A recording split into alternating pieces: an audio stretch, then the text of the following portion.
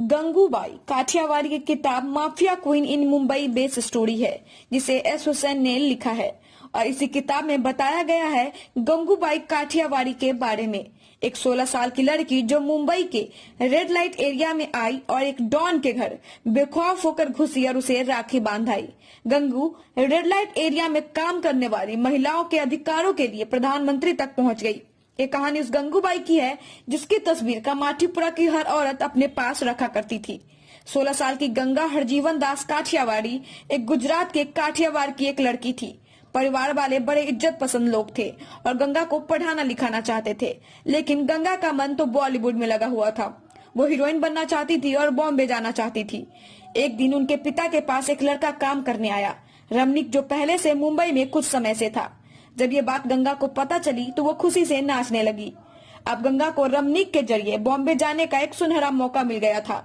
गंगा ने रमनिक से दोस्ती की और दोस्ती कुछ समय बाद प्यार में बदल गया। इसके बाद गंगा और रमनिक ने भागकर शादी कर ली। इन्होंने मंदिर में शादी की और इसके बाद गंगा अपना माँ का हर गहना लेकर रमनिक के साथ भाग गई। ये दोनों मुंबई पहुंचे। कुछ दिन साथ गुजरने के बाद रमनिक ने गंगा से कहा, जब तक मैं हमारे रहने की जगह नहीं ढूंढ लेता तुम मेरी मौसी के पास रुको। गंगा रमनिक की बात मानकर मौसी के साथ टैक्सी में बैठकर चली गई। लेकिन गंगा ये नहीं जानती थी कि उसके पति ने उसे 1000 रुपए में बेच दिया था। मौसी गंगा को कामाठीपुरा लेकर पहुंचती है, जो बॉम्बे का मशहूर रेड लाइट एरिया था। गंगा को यह सब जब पता चलता है तो गंगा बहुत चीखती चिल्लाती रोती है, लेकिन आखिरी में गंगा को समझौता करना पड़ जाता है। गंगा को अब ये पता था कि वो अब काठियावाड़ वापस नहीं जा सकती, क्योंकि अब उसे उसके घर वाले नहीं अपनाएंगे। और बेइज्जती के डर से गंगा ने विरोध करना छोड़ दिया और वहीं वेश्यालय में रहना शुरू कर दिया।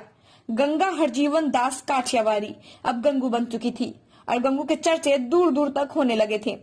जब भी कामाठीपुरा आते तो लोग गंगू के बारे में जरूर पूछते। एक दिन शौकत खान नाम का पठान कामाठीपुरा में आया।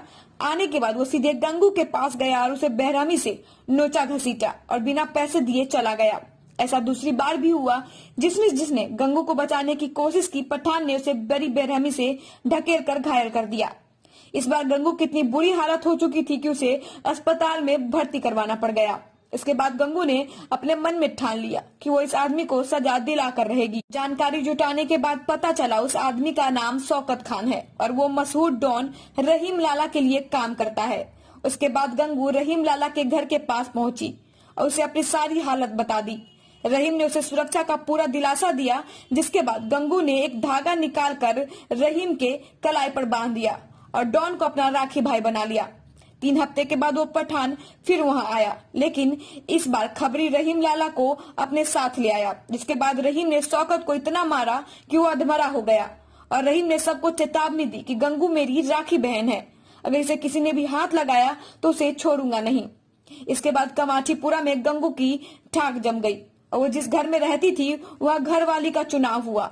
गंगू ने पहले घरवाली पद का हासिल किया और बाद में वो बड़े घरवाली का आसपास के इलाकों में गंगू का दबदबा हो गया। अब गंगू कोठेवाली से गंगूबाई काठियावाड़ी के नाम से मशहूर हो गई थी। गंगू कभी किसी भी लड़की को बिना उसके मर्जी के वेश्यालय में नहीं रखती थी। जो छोड़ के जाना चाहती थी वो उन्हें जाने देती थी। वह वेश्यावृत्ति में धकेली गई लड़कियों के हक के लिए लड़ाई लड़ती, उनके समान अधिकारों के लिए वकालत करती। देश में वेश्यावृत्ति को वैध बनाने के मुद्दे को लेकर गंगूबाई ने उस समय के प्रधानमंत्री तक से मुलाकात कर ली थी।